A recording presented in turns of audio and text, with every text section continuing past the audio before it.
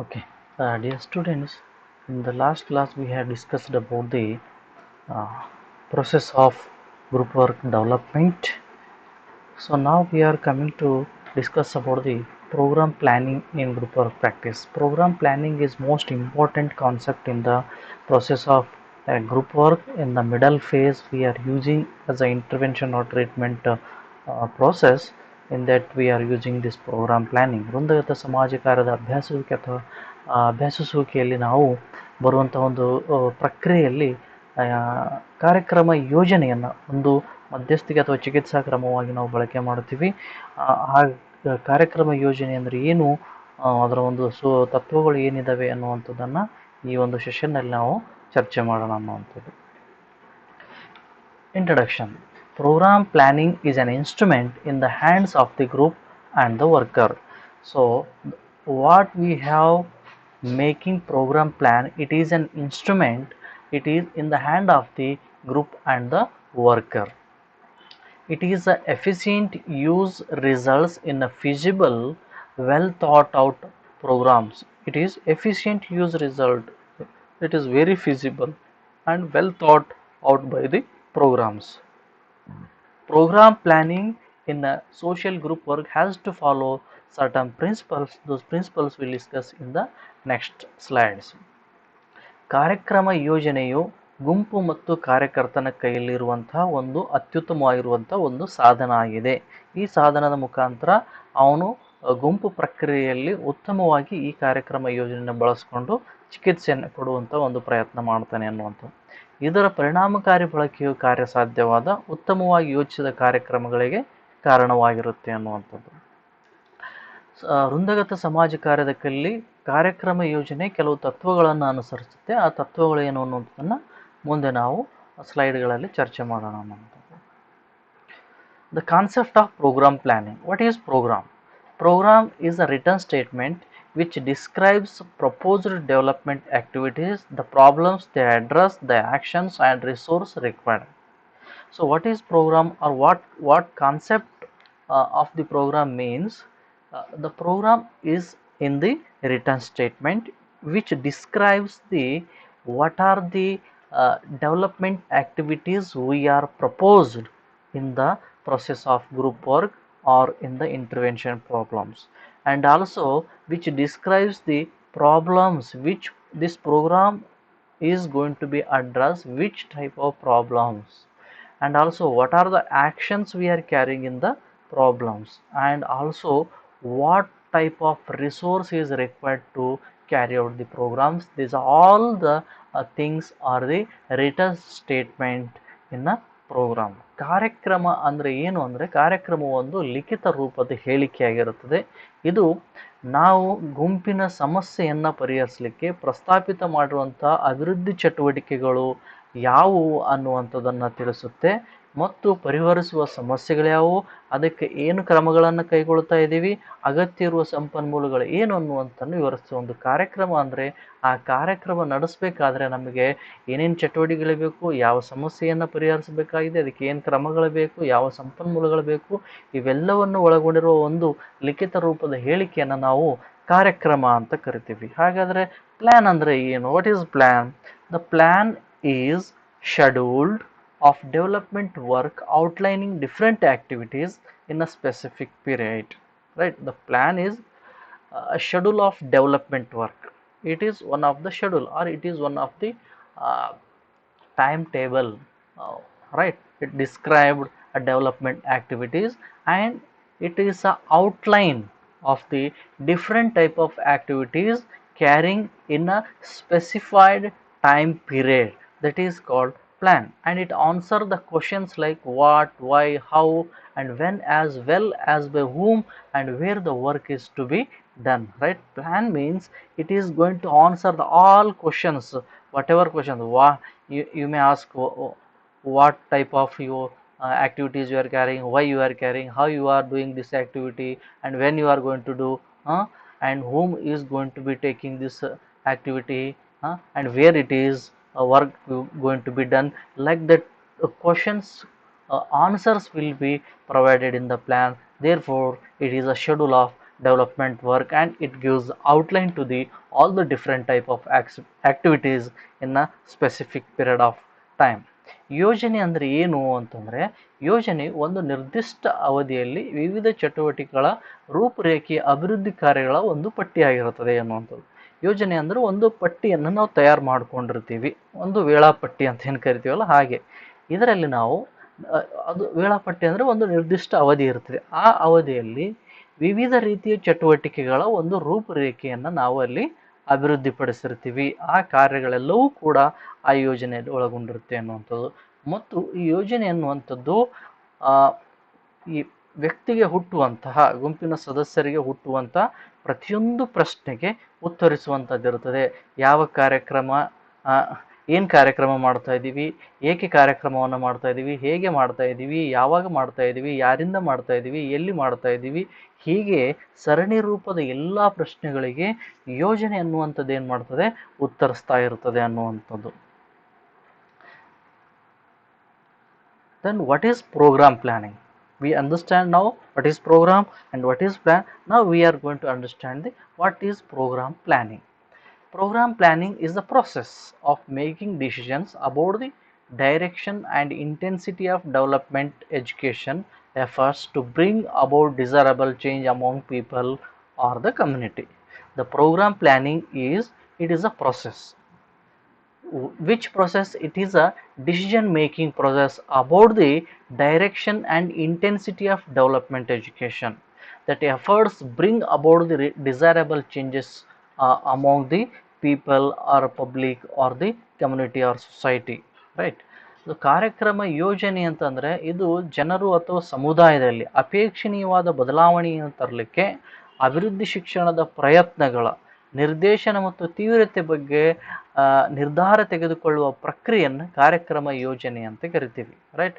ಒಂದು ಸಮುದಾಯ ಇದೆ, ಒಂದು ಸಮಾಜ ಇದೆ, ಅಲ್ಲಿ ಜನರು ಏನು ಅಪೇಕ್ಷೆಯನ್ನು ಬಯಸ್ತಾ ಇದ್ದಾರೆ, ಆ ಅಪೇಕ್ಷಣೀಯವಾಗಿರ್ತಕ್ಕಂತಹ ಬದಲಾವಣೆಯನ್ನು ತರಲಿಕ್ಕೆ ನಾವೇನು ಮಾಡ್ತೀವಿ ಅಂದರೆ ಪ್ರಯತ್ನವನ್ನು ಮಾಡ್ತೀವಿ, ಏನು ಅಭಿವೃದ್ಧಿ ಶಿಕ್ಷಣದನ್ನು ಕೊಡುವಂಥ ಮೂಲಕ. ಮತ್ತು ಅವರು ಅದಕ್ಕೆ ಪ್ರಕ್ರಿಯೆಯನ್ನು ನಾವು ತೆಗೆದುಕೊಳ್ಳುವ ಒಂದು ಪ್ರಕ್ರಿಯೆ ಏನಾಗಿರುತ್ತೆ ಅಂತಂದರೆ ನಿರ್ಧಾರ ತೆಗೆದುಕೊಳ್ಳುವ ಪ್ರಕ್ರಿಯೆಯನ್ನು ನಾವು ಕಾರ್ಯಕ್ರಮ ಯೋಜನೆ ಅಂತ ಕರಿತೀವಿ ಅನ್ನುವಂಥದ್ದು. What are the objectives of program planning? Right, to ensure careful consideration of what is to be done and why. Right, what objectives of program planning is to ensure careful consideration of what is to be done and why. Right, when you plan the program, so that we should ensure that carefully and consider what is going to be done and why is going to be done. This should be careful consideration. The second objective is to furnish a guide against which to judge all new proposals. Right, we should furnish a guide against the which to judge all new proposals. That is another one objective. And third objective is to establish objectives toward which progress can be measured and evaluated. Right, we should be establish objectives towards the progress can be measured and evaluated, because if you are not evaluating the progress, you are not measuring your objectives, what you established, it could not be come to know you are achieved or not. So far we should make it is one of the objective. ಉದ್ದೇಶಗಳು ಏನು ಹೇಳುತ್ತೆ ಕಾರ್ಯಕ್ರಮ ಯೋಜನೆ ಅಂದರೆ ಏನು ಮಾಡಬೇಕು ಮತ್ತು ಏಕೆ ಮಾಡಬೇಕು ಎಂಬ ಎಚ್ಚರಿಕೆಯಿಂದ ಪರಿಗಣಿಸುವುದನ್ನು ಖಚಿತಪಡಿಸ್ಕೊಳ್ತೇವೆ. ಒಂದು ಕಾರ್ಯಕ್ರಮ ಯೋಜನೆ ಮಾಡ್ತಾ ಇದೆ ಅಂತಂದರೆ ಅಲ್ಲಿ ಏನು ಮತ್ತು ಏಕೆ ಹೇಗೆ ಮಾಡಬೇಕೆಂಬ ಎಚ್ಚರಿಕೆಯಿಂದ ನಾವು ಪರಿಗಣಿಸಿದ್ದೀರಿ ಇಲ್ಲ ಅನ್ನುವಂಥ ಎಚ್ಚರಿಕೆಗಳು ಖಚಿತಪಡಿಸಿಕೊಳ್ಳುವಂಥದ್ದು ಈ ಕಾರ್ಯಕ್ರಮ ಯೋಜನೆ ಒಂದು ಉದ್ದೇಶ ಆಗಿರುತ್ತೆ ಅನ್ನುವಂಥದ್ದು. ಎಲ್ಲ ಹೊಸ ಪ್ರಸ್ತಾಪಗಳನ್ನು ನಿರ್ಣಯಿಸಲು ಮಾರ್ಗದರ್ಶಿಯನ್ನು ನೀಡುತ್ತದೆ. ಇದು ಯಾವುದೇ ಒಂದು ಹೊಸ ಪ್ರಸ್ತಾಪಗಳು ಕಾರ್ಯಕ್ರಮ ಯೋಜನೆ ಸಂದರ್ಭದಲ್ಲಿ ಬಂದರೆ ಅದನ್ನು ನಿರ್ಣಯಿಸಲಿಕ್ಕೆ ಮಾರ್ಗದರ್ಶನವನ್ನು ಈ ಕಾರ್ಯಕ್ರಮ ಯೋಜನೆ ನೀಡುತ್ತದೆ ಅನ್ನುವಂಥದ್ದು. ಜೊತೆಗೆ ಪ್ರಗತಿಯನ್ನು ಅಳೆಯುವ ಮತ್ತು ಮೌಲ್ಯಮಾಪನದ ಉದ್ದೇಶವನ್ನು ಕೂಡ ಇದು ಸ್ಥಾಪಿಸ್ತದೆ. ಯಾಕಂದರೆ ನೀವು ಯಾವುದೇ ಚಟುವಟಿಕೆ ಕಾರ್ಯಕ್ರಮ ಮಾಡ್ತಾ ಇದ್ದೀರಿ ಅಂದಮೇಲೆ ಅದರ ಮೌಲ್ಯಮಾಪನ ಮತ್ತು ಅಳತೆ ಆಗಲೇಬೇಕದು. ಆಗಲಿಲ್ಲ ಅಂತಂದರೆ ನಿಮ್ಮ ಸಾಧನೆಗಳು, ನೀವು ನಿಮ್ಮ ಗುರಿಗಳನ್ನು ತಲುಪಿದಿರಿ ಇಲ್ಲ ಅನ್ನುವಂಥ ಒಂದು ಪರಿಕಲ್ಪನೆ ಬರಲಿಕ್ಕೆ ಕಷ್ಟ ಆಗುತ್ತೆ. ಆದ್ದರಿಂದ ಆ ಒಂದು ಉದ್ದೇಶವು ಕೂಡ ಇಲ್ಲಿ ಸೇರ್ಪಡೆ ಆಗುತ್ತೆ ಅನ್ನುವಂಥದ್ದು. And fourth objective is to have a means of choosing the important, deep rooted from incidental, minor, less important problems, and the permanent from the temporary changes. These all the things we are going to be consider. We should have a means of choosing.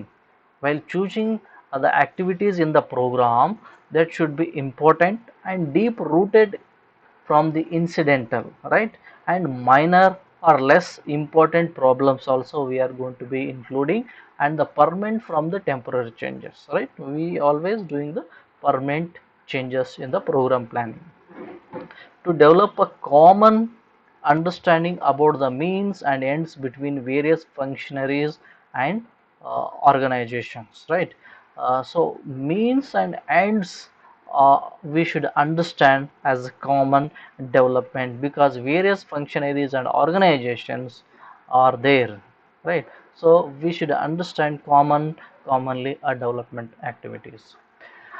ನಾಲ್ಕನೇ ಒಂದು ಉದ್ದೇಶ ಅಂದರೆ ಕೆಲವೊಂದು ಪ್ರಾಸಂಗಿಕ ಸಣ್ಣ ಕಡಿಮೆ ಪ್ರಾಮುಖ್ಯತೆಯ ಸಮಸ್ಯೆಗಳಿಂದ ಮುಖ್ಯವಾದ ಆಳವಾದ ಬೇರೂರಿಸುವ ಮತ್ತು ತಾತ್ಕಾಲಿಕ ಬದಲಾವಣೆಗಳಿಂತಲೂ ಶಾಶ್ವತವಾದದ್ದನ್ನು ಆಯ್ಕೆ ಮಾಡುವ ವಿಧಾನವನ್ನು ಹೊಂದಿರುತ್ತದೆ ಅನ್ನುವಂಥದ್ದು, ರೈಟ್. ಇಲ್ಲಿ ಸಣ್ಣ ಕಡಿಮೆ ಪ್ರಾಮುಖ್ಯತೆ ಪ್ರಾಸಂಗಿಕವಾಗಿರ್ತಕ್ಕಂತಹ ಒಂದು ಸಮಸ್ಯೆಗಳು ಇರ್ತವೆ, ಆದರೆ ಅದರಲ್ಲಿ ಮುಖ್ಯವಾಗಿರ್ತಕ್ಕಂಥ ಆಳವಾದ ಅತ್ಯಂತ ತಳವೂರಿರ್ತಕ್ಕಂಥ ಬೇರಿರುವಂಥ ಸಮಸ್ಯೆ ಯಾವುದು ಮತ್ತು ತಾತ್ಕಾಲಿಕ ಬದಲಾವಣೆಗಿಂತಲೂ ಕೂಡ ಶಾಶ್ವತವಾದ ಒಂದು ಆಯ್ಕೆ ಮಾಡುವ ವಿಧಾನಗಳನ್ನು ಈ ಕಾರ್ಯಕ್ರಮ ಯೋಜನೆ ಒಂದು ಉದ್ದೇಶ ಹೊಂದಿರುತ್ತೆ ಅನ್ನುವಂಥದ್ದು. ಇನ್ನು ಐದನೇ ಉದ್ದೇಶ ಏನೆಂದರೆ ವಿವಿಧ ಕಾರ್ಯಕರ್ತರು ಮತ್ತು ಸಂಸ್ಥೆಗಳ ನಡುವಿನ ವಿಧಾನಗಳು ಮತ್ತು ಅಂತ್ಯಗಳ ಬಗ್ಗೆ ಸಾಮಾನ್ಯ ತಿಳುವಳಿಕೆಯನ್ನು ಬೆಳೆಸುವಂಥದ್ದು, ರೈಟ್. ಈ ಕಾರ್ಯಕರ್ತರು ಮತ್ತು ಸಂಸ್ಥೆಗಳ ನಡುವಿನ ವಿಧಾನಗಳು ಏನಿದಾವೆ ಮತ್ತು ಇದನ್ನು ಅಂತ್ಯಗೊಳಿಸುವ ಬಗ್ಗೆ ಸಾಮಾನ್ಯ ತಿಳುವಳಿಕೆಯನ್ನು ಬೆಳೆಸಬೇಕಾಗತ್ತೆ. Next sixth objective is to ensure continuity during changes in personnel, right. We should ensure the continuity during changes in personnel who are changing in the process of group program planning. We should ensure the continuity what the changes is happening in the personnel. To help develop leadership, we should help the development of leadership in the program planning, and avoid wastage of resources, money, and promote efficiency, right. When you are making program plans, you should avoid the wastage of resources, right, and money, right. You should avoid the wastage of money, and you should promote the efficiency of the personnel. To justify expenditure and ensure flow of funds, right. When you are planning the program, you should justify the whatever the expenditure will be comes in the program execution, and you should ensure the flow of funds is in correct way. And the last but not least, to have available a written statement for public use. We should have available written statement to the public use in the program planning objective, right. ಆರನೇ ಒಂದು ಉದ್ದೇಶ ಏನಿರುತ್ತೆ ಅಂದರೆ ಸಿಬ್ಬಂದಿ ಬದಲಾವಣೆಯ ಸಮಯದಲ್ಲಿ ನಿರಂತರತೆಯನ್ನು ಖಚಿತಪಡಿಸಿಕೊಳ್ಬೇಕು. ಅಂದರೆ ಯಾವುದೇ ಸಿಬ್ಬಂದಿ ಕಾರ್ಯಕ್ರಮ ಅನುಷ್ಠಾನಗೊಳಿಸುವಾಗ ಬದಲಾವಣೆ ಏನಾದರೂ ಆ ಸಮಯದಲ್ಲಿ ಅದರ ಒಂದು ನಿರಂತರತೆ ಏನಿದೆಯಲ್ಲ ಅದನ್ನು ಖಚಿತಪಡಿಸ್ಕೊಳ್ಬೇಕು. ಆದಷ್ಟು ಬದಲಾವಣೆ ಆಗದಂಗೆ ನೋಡಿಕೊಳ್ಬೇಕು. ಬದಲಾವಣೆ ಆದರೆ ಕಾರ್ಯಕ್ರಮ ಅನುಷ್ಠಾನದಲ್ಲಿ ಯಾವುದೇ ರೀತಿಯ ಒಂದು ಗೊಂದಲಗಳಾಗದ ರೀತಿಯಲ್ಲಿ ಅದರ ಒಂದು ನಿರಂತರತೆಯನ್ನು ಖಚಿತಪಡಿಸಿಕೊಳ್ಳುವ ಒಂದು ಉದ್ದೇಶ ಹೊಂದಿರುತ್ತೆ ಅನ್ನುವಂಥದ್ದು. ನಾಯಕತ್ವವನ್ನು ಅಭಿವೃದ್ಧಿಪಡಿಸಲು ಇದು ಸಹಾಯವನ್ನು ಮಾಡುತ್ತೆ. ಈ ನಾಯಕತ್ವ ಅನ್ನುವಂಥದ್ದು ಏನಾಗಬೇಕು, ಇಲ್ಲಿ ಅಭಿವೃದ್ಧಿ ಆಗಬೇಕು, ಅದಕ್ಕೆ ಇದು ಸಹಾಯ ಮಾಡ್ತದೆ ಅನ್ನುವಂಥದ್ದು. ಸಂಪನ್ಮೂಲಗಳು ಮತ್ತು ಹಣವನ್ನು ವ್ಯರ್ಥ ಮಾಡುವುದನ್ನು ತಪ್ಪಿಸ್ತದೆ, ದಕ್ಷತೆಯನ್ನು ಉತ್ತೇಜಿಸುವ ಒಂದು ಕಾರ್ಯಕ್ರಮ ಯೋಜನೆ ಮಾಡ್ತದೆ. ವೆಚ್ಚವನ್ನು ಸಮರ್ಥಿಸಲು ಮತ್ತು ನಿಧಿ ಹರಿವನ್ನು ಖಚಿತಪಡಿಸಿಕೊಳ್ಳುತ್ತದೆ. ಎಷ್ಟು ಒಂದು ಕಾರ್ಯಕ್ರಮವನ್ನು ನಡೆಸಲಿಕ್ಕೆ ಎಷ್ಟು ವೆಚ್ಚ ಆಗುತ್ತೆ ಅಷ್ಟು ವೆಚ್ಚ ಕರೆಕ್ಟಾಗಿ ಆಗುತ್ತೆ ಅನ್ನುವಂಥ ಒಂದು ಸಮರ್ಥನೆಯನ್ನು ಕೂಡ ಇದು ಕೊಡುತ್ತೆ. ಜೊತೆಗೆ ಹಣದ ಹರಿವು ಕೂಡ ಎಷ್ಟು ಬೇಕು ಕಾರ್ಯಕ್ರಮಕ್ಕೆ ಅಷ್ಟು ಲಭ್ಯವಿದೆ ಅನ್ನುವಂಥ ಒಂದು ಖಚಿತತೆಯನ್ನು ಕೂಡ ಇದು ಕೊಡುತ್ತೆ ಅನ್ನುವಂಥದ್ದು.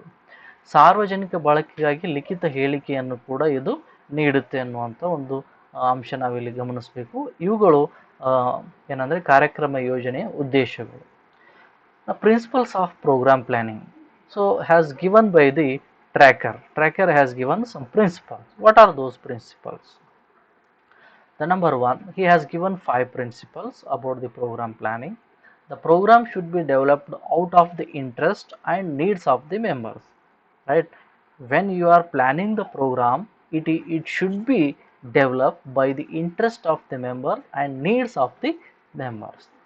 The program should be taken into account such as group size, age, cultural background and economic differences. When you are planning the program, you should have to take in consideration of the what is the size of group and what age of group members are there, and what is their cultural background and what economic differences are there in the members of the group. These all should be taking into the consideration of program planning. The program should be designed to provide individual experience and opportunities which they voluntarily choose and pursue because of the inherent values in it. The program, when you are planning, it should be designed to provide the individuals, every member should have to uh, uh, we should provide the every individuals or members, they have to experience, and we have to provide the opportunities which they voluntarily choose. Like that, programs has to be made. We could not force this program, this activity should be done by the members. The members has to voluntarily choose the program to uh, participate and pursue because of the inherent values. It has some inherent values in the programs, then all the members voluntarily they can join. The program should be flexible and should satisfy various needs of the members and to create a maximum number of opportunities to participate, right? This program should be flexible. uh, we should not make conditions to the program has to be executed in this way only. If the member or the situation needs to be changes in the program planning or in the program execution, we need to be change take changes because it should be flexible and it should satisfy various needs of the members also. The program should not be uh, satisfy one person or one member or some members, not. It should be satisfy all the members and all the needs of the member, and not one need only. It should be satisfy all the needs has to be satisfied, and give it gives the maximum number of opportunity to participate all the members. The transition of the program should be developed from simple to complex and from person to group and from group to community, resulting in the group growth and great social significance. This group planning, a program planning has to be transition, right? For the developed from simple to complex and from person to group. The first program has to be start with the simple and then go for the step by step complexity, because if in the starting phase only you made a complexity, it make difficult to participate the group members. So far it should be in the initial stage it will be simple, and day by day you make complexity, it they can participate in well. And also person to group, not by the group to person, person to group, it has to be developed from group to community. It has to be resulting by that growth of the group and greater social significance. We can see these 5 principles are given by the tracker for program planning. ಕಾರ್ಯಕ್ರಮ ಯೋಜನೆಯನ್ನು ಕುರಿತು tracker ಅವರು ನೀಡಿರುವಂತಹ ಒಂದು 5 ತತ್ವಗಳು ಯಾವುವು ಅಂತಂದರೆ, ಕಾರ್ಯಕ್ರಮವನ್ನು ಸದಸ್ಯರ ಆಸಕ್ತಿ ಮತ್ತು ಅಗತ್ಯತೆಗಳಿಗೆ ಅನುಗುಣವಾಗಿ ಅದನ್ನು ಅಭಿವೃದ್ಧಿಪಡಿಸಬೇಕು.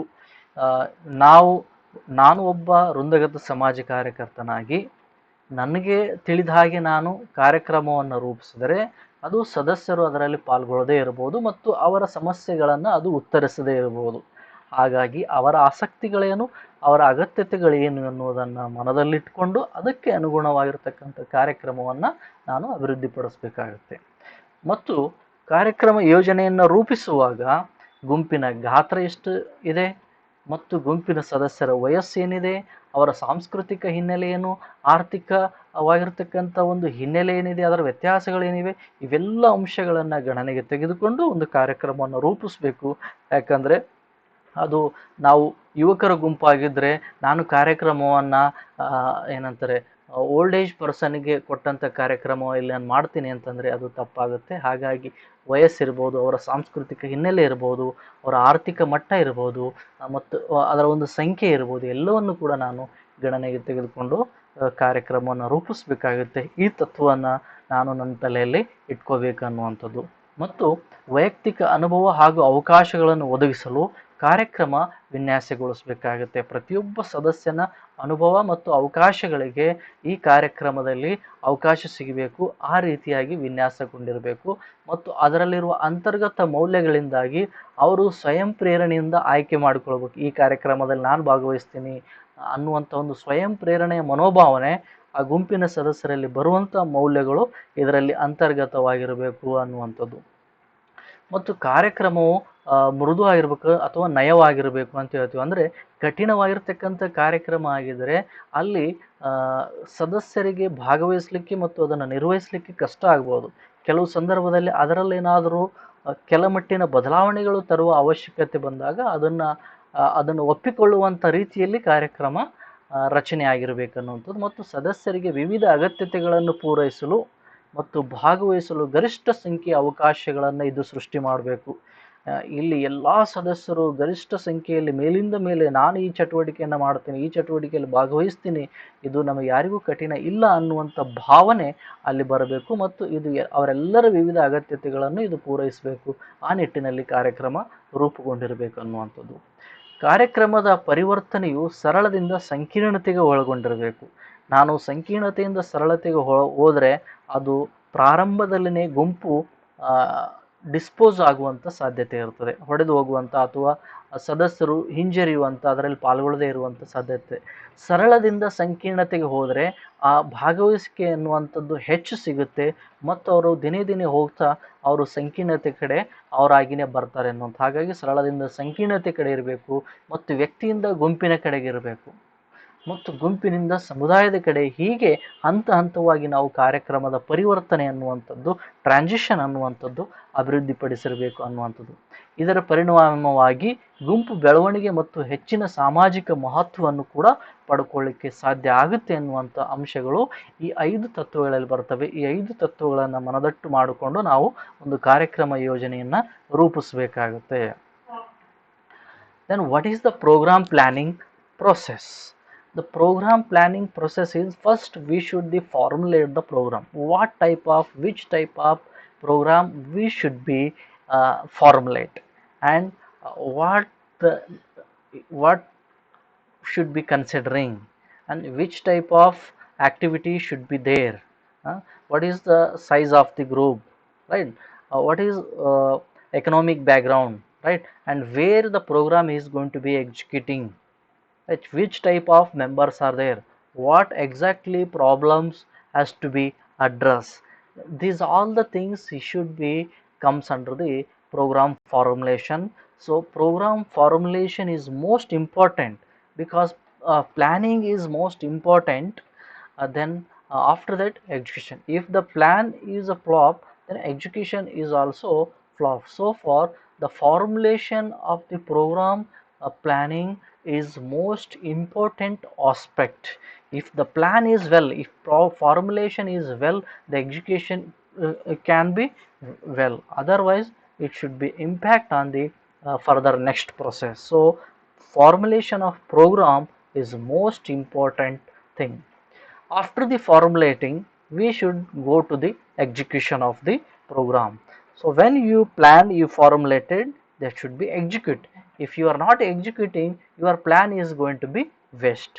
So whatever the plans you made, whatever the goals and objectives you formulated in the program, what type of activities should be planned in the formulation, those are all the programs and activities should be executed in a well manner and within time framework and whatever the resources available for the execution of the program, we should utilize in a good manner. Then only the program planning should be success.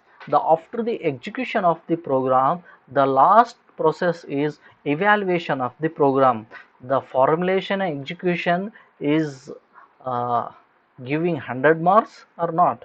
It is your formulation is succeed. Whatever the programs you planned, all programs are 100% you executed or not.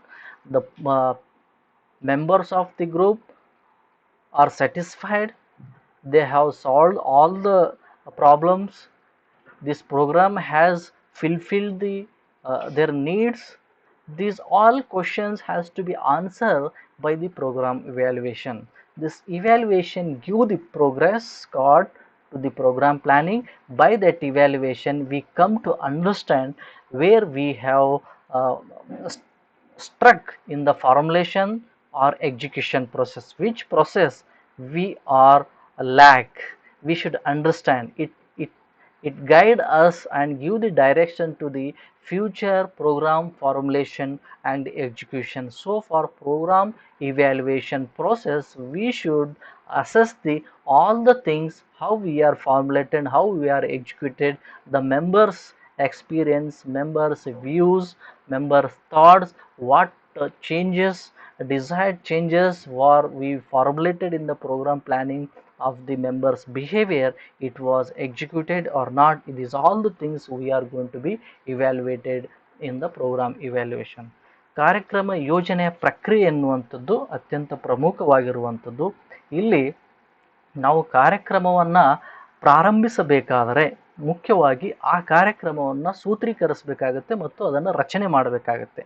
ಯಾವ ರೀತಿಯ ಕಾರ್ಯಕ್ರಮ, ಹೇಗೆ, ಎಲ್ಲಿ, ಯಾವಾಗ ಮಾಡಬೇಕು, ಏನೆಲ್ಲ ಅಂಶಗಳನ್ನು ಒಳಗೊಂಡಿರಬೇಕು, ಅದು ಯಾರನ್ನ ದೃಷ್ಟಿಕೋನದಲ್ಲಿ ಇಟ್ಕೊಂಡು ಕಾರ್ಯಕ್ರಮವನ್ನು ರಚನೆ ಮಾಡಬೇಕು ಅನ್ನುವಂಥದ್ದು. ರೈಟ್.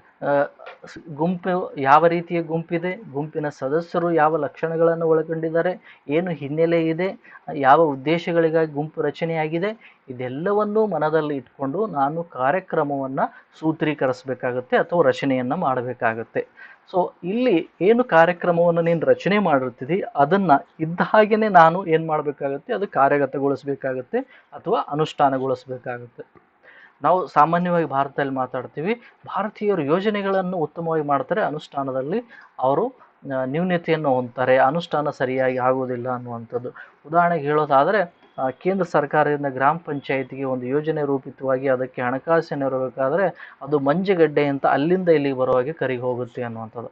ಹಾಗೆ ಇಲ್ಲಿ ನಾನು ಕಾರ್ಯಕ್ರಮವನ್ನು ಸೂತ್ರೀಕರಿಸಿರ್ತಕ್ಕಂಥ ಪ್ರತಿಯೊಂದು ಯೋಜನೆ, ನಾನು ಏನೇನು ಯಾವ್ಯಾವುದಕ್ಕೆ ಎಷ್ಟು ಹಣವನ್ನು ಕೊಟ್ಟಿರ್ಬೋದು, ಅಥವಾ ಸಿಬ್ಬಂದಿ ಇರ್ಬೋದು, ಕಾರ್ಯಕ್ರಮದ ಒಂದು ಅಂಶಗಳಿರ್ಬೋದು, ಇವೆಲ್ಲವನ್ನು ಹೇಗೆ ರೂಪಿಸಬೇಕು ಅನ್ನುವಂಥದ್ದು ಎಲ್ಲವೂ ಕೂಡ ನಾನು ಪ್ಲ್ಯಾನ್ ಫಾರ್ಮುಲೇಟ್ ಮಾಡಿರ್ತೀನಿ. ಆದರೆ ಅದನ್ನು ಯಥಾವತ್ತಾಗಿ ಕಾರ್ಯಗತಕ್ಕೆ ತರುವಂಥ ಒಂದು ಪ್ರಾಮುಖ್ಯತೆ ಮುಂದಿನ ಹಂತದ ಪ್ರಕ್ರಿಯೆಯಲ್ಲಿ ಬರ್ತದೆ. ಸರಿಯಾದ ಸಮಯಕ್ಕೆ ಸರಿಯಾದ ರೀತಿಯಲ್ಲಿ ಕಾರ್ಯಕ್ರಮಗಳನ್ನು ನಾನು ಅನುಷ್ಠಾನಕ್ಕೆ ತಂದಿದ್ದೆ ಆದರೆ ಜನರ ಅಥವಾ ಸಮುದಾಯದ ಅಥವಾ ಆ ಗುಂಪಿನ ಸದಸ್ಯರ ಪ್ರತಿಯೊಂದು ಸಮಸ್ಯೆಯನ್ನು ಅದು ಪರಿಹಾರ ಮಾಡುತ್ತೆ, ಅವರ ಅವಶ್ಯಕತೆಗಳನ್ನು ಅಗತ್ಯತೆಗಳನ್ನು ಅದು ಈಡೇರಿಸುತ್ತೆ.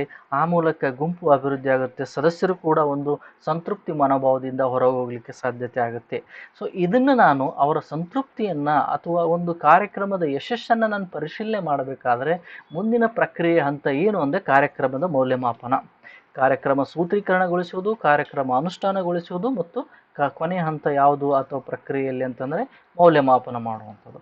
ಮೌಲ್ಯಮಾಪನ ಅಂತಂದರೆ ಕಾರ್ಯಕ್ರಮವನ್ನು ಯಾವ ಒಂದು ಉದ್ದೇಶಗಳನ್ನು ಇಟ್ಕೊಂಡು ರಚನೆಯಾಗಿತ್ತು, ಆ ಉದ್ದೇಶಗಳು ಇಲ್ಲಿ ಈಡೇರಿದವೋ ಇಲ್ವೋ ಅನ್ನುವಂಥದ್ದನ್ನು ಪರಿಶೀಲನೆ ಮಾಡುವಂಥದ್ದಕ್ಕೆ ನಾವು ಮೌಲ್ಯಮಾಪನ ಅಂತ ಕರಿತೀವಿ. ಗುಂಪಿನ ಸದಸ್ಯರ ಒಂದು ಉದ್ದೇಶ ಏನಾಗಿತ್ತು, ಅದು ಈಡೇರಿತೋ ಇಲ್ಲೋ, ಗುಂಪಿನ ಸದಸ್ಯರು ಇಟ್ಕೊಂಡಿರುವ ಗುರಿಗಳು ಅದು ಅವ್ರು ಮುಟ್ಲಿಕ್ಕೆ ಸಾಧ್ಯತೆ ಆಯಿತೋ ಇಲ್ವೋ, ಗುಂಪಿನ ಸದಸ್ಯರಲ್ಲಿ ಯಾವ ಒಂದು ಮಟ್ಟದ ವರ್ತನೆಗಳು ಬದಲಾವಣೆ ಆಗಬೇಕಾಗಿದ್ವು, ಆ ಒಂದು ಬದಲಾವಣೆಗಳಲ್ಲಿ ಆದ್ವಾ ಇಲ್ಲ ಅನ್ನುವಂಥದ್ದನ್ನು ಗಮನಿಸುವ ಒಂದು ಉದ್ದೇಶಕ್ಕಾಗಿ ನಾವು ಮೌಲ್ಯಮಾಪನವನ್ನು ಮಾಡ್ತೀವಿ. ಈ ಒಂದು ಮೌಲ್ಯಮಾಪನ ಒಂದು ಕಾರ್ಯಕ್ರಮ ಯೋಜಕ ಏನಿರ್ತಾನೆ ಅವನಿಗೆ ಒಂದು ಮಾರ್ಗದರ್ಶನವನ್ನು ನೀಡುತ್ತೆ, ನಿರ್ದೇಶನವನ್ನು ನೀಡುತ್ತೆ.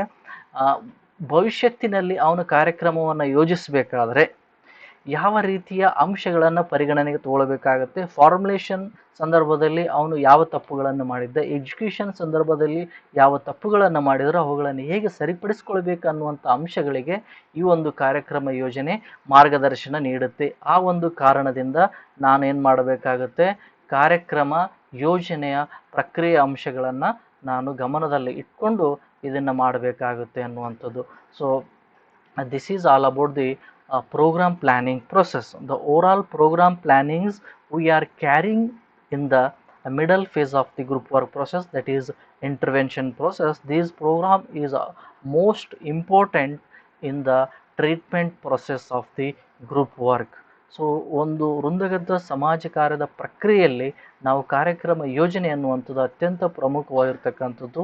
ಇದನ್ನು ನಾನು ಸರಿಯಾಗಿ ಯೋಜನೆಯನ್ನು ರೂಪಿಸಿ ಅನುಷ್ಠಾನಕ್ಕೆ ತಂದರೆ ಒಂದು ಉತ್ತಮವಾಗಿರತಕ್ಕಂತಹ ಒಂದು ರೀತಿಯಲ್ಲಿ ಗುಂಪಿನೊಂದಿಗೆ ಕಾರ್ಯವನ್ನು ನಿರ್ವಹಿಸ್ಬೋದು, ಗುಂಪಿನ ಸದಸ್ಯರ ಸಮಸ್ಯೆಗಳನ್ನು ಪರಿಹಾರ ಮಾಡಬಹುದು. ಆ ನಿಟ್ಟಿನಲ್ಲಿ ವೃಂದಗತ ಸಮಾಜ ಕಾರ್ಯಕರ್ತ ಉತ್ತಮವಾಗಿರ್ತಕ್ಕಂಥ ಕಾರ್ಯಗಳನ್ನು ಮಾಡಲಿಕ್ಕೆ ಇದು ಅನುಕೂಲತೆ ಮಾಡಿಕೊಡುತ್ತೆ ಅನ್ನುವಂಥ ಅಂಶಗಳನ್ನು ಇಲ್ಲಿ ನಾವು ಅರ್ಥ ಮಾಡಿಕೊಳ್ಳಿಕ್ಕೆ ಪ್ರಯತ್ನ ಮಾಡಬೇಕು. ಹೆಚ್ಚಿನ ಮಾಹಿತಿಗಾಗಿ ಇಲ್ಲಿ ಕೊಟ್ಟಿರ್ತಕ್ಕಂಥ ರೆಫರೆನ್ಸಸ್ಗಳನ್ನು ನೀವು ಸ್ಟಡಿ ಮಾಡಿದ್ರೆ you will get more knowledge from the about the program planning. Thank you.